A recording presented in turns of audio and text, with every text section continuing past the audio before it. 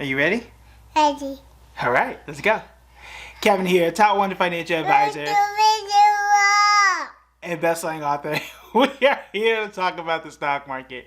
Ladies and gentlemen, I need to turn your attention to Nvidia because we spent so much time last year talking about how terrible tech was, and those tides seem to be turning for a few companies. And we talked already about Salesforce and how that has gained momentum really in the last 6 months, but Nvidia is coming around. It is almost up 70%, 68% to be exact at the time that we're doing this video, but nearly 70% in the last 6 months alone, and just down negative 0.7% in the last year. Okay, that is clearly very, very good, but what is going on in the tech sector other than layoffs, and why are a lot of these companies absolutely taking off right now? The good thing is that Nvidia has really changed its story. That's the way I like to look at it, because a lot of times, whether we like it or not, the stock market isn't always about the X's and the O's. How much money do you bring in? What are you selling? Are you increasing that? It's not. It should be about that, but it is not. And we know this because we saw how Tesla fell, even though they were producing record cars quarter after quarter, and the only reason it fell is because people didn't like Elon Musk. I don't like Elon Musk, but it is what it is, right? It should not have dropped. Tesla should not have dropped, but it did. Nvidia, famously, I think around this time last year, they said best quarter in 10 years, and the stock dropped. That's not supposed to happen logically, but it does. So it's all about storytelling. So what happened to Nvidia for the story? Back in 2020, and really from 2020 to 2021, one of the reasons Nvidia was one of the best stocks out there was because of the stay-at-home play. It was people getting computers for their home office, people gaming a lot more because they were at home and they needed powerful computer chips and all the stuff they need to get beat by me on Madden or whatever game that people are playing. Well, once we started to get out of the pandemic a lot more, things started to open up, vaccines became more available, that gaming sector fell off. We had actually talked about it and compared Nvidia to other chip makers, including AMD. AMD was fine in the gaming division, but Nvidia had fallen off. Well, what is happening now? What are the trending topics in the tech sector, and who do you think supplies those particular products? The answer is AI, artificial intelligence. Whether it's ChatGPT or Microsoft's program or what Google is trying to do, everybody is talking about AI, from art to generative AI. I can explain that here in a bit. And Nvidia is one of the major players. Now, will they remain the major player forever and ever?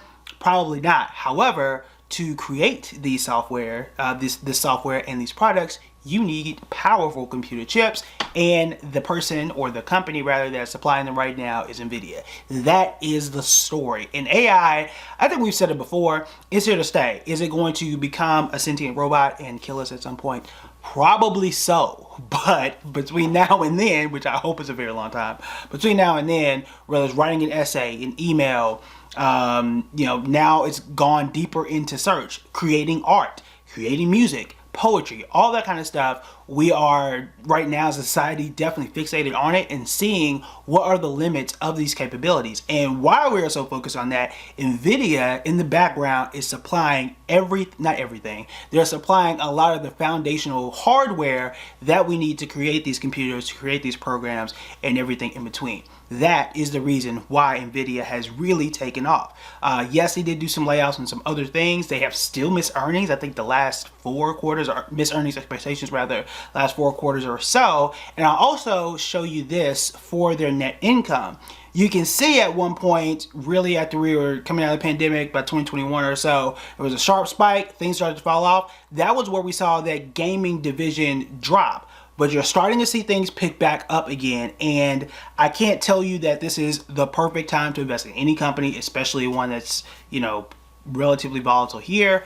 But what I can say is there seems to be a pattern, okay? There seems to be a pattern. I don't think that just looking at a chart of net income is something that you should use to make an investing decision. So I'm not saying that, but I am saying that is there. Now for me, and I told y'all this all of last year, I was holding Nvidia, I was not selling, and this is one of the reasons why, because they are one of the largest companies out there. They are not going anywhere. We talked about the chip shortage, which also helped to drop their net income as well, but aside from that, they've been here. right? They're likely to continue to be here because the demand for computer chips is not going to dissipate. At some point, we're going to move away from talking about AI every single day on every single podcast and move to something else. But it is likely, whatever that thing is going to be, is likely to be tech related. That's just where we are. It went from crypto to the metaverse, and now it's AI. And whether it's a year from now or 6 months from now, it'll probably be a year or change or in some change, it'll be the next big thing. It was NFTs at one point for a short period of time, and all that stuff still runs on computers. All of these computers need computer chips. And when you are one of the best producers of those chips, you tend to be quite a valuable stock. Now, in this category, Nvidia is not the only player. We talked about AMD, Taiwan Semiconductor, Intel, which I'm not a big fan of. Apple is not the biggest player here because they kind of make chips for their own devices. And then obviously Taiwan Semiconductor. Take a look at it and just see what you want to see. That doesn't make any sense.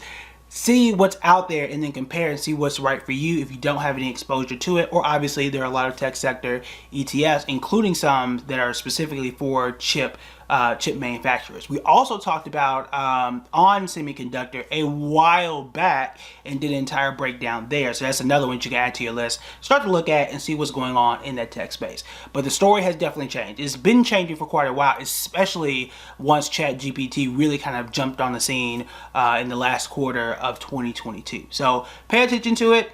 I can't tell you that this is like, I have not like added it to my list because one, I never got it off my list. It's still in my portfolio. Never really did anything with it. Just continued to dollar cost average. But the most important thing here is pay attention to how things have shifted. Okay, things have definitely shifted.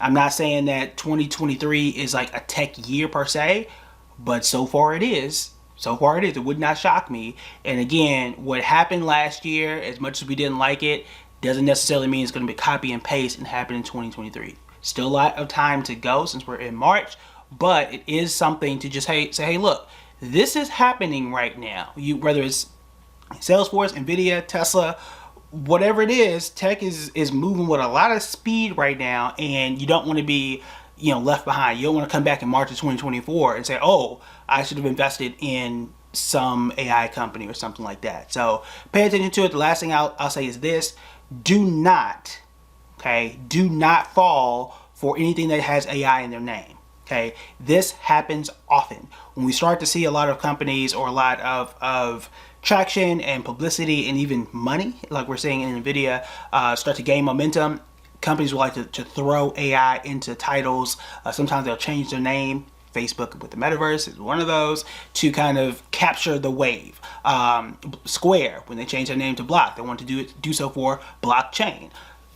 Okay, that didn't work. Neither one of those worked. Both those stocks fell off significantly during those times. Those were more fads. I don't really think that AI is a fad per se, but it is something that's in the news. So don't just hop at anything that has AI. Don't just, oh, it has AI in the name, let me just go and buy it. I would not do that. I think that's a very dangerous move, but you do want to pay attention to what's going on, how strong the company is, what's their leadership, and all those things in between. So for me, I'm holding Nvidia. I'm still not going to do nothing with it. I'm just hold it and continue investing in it.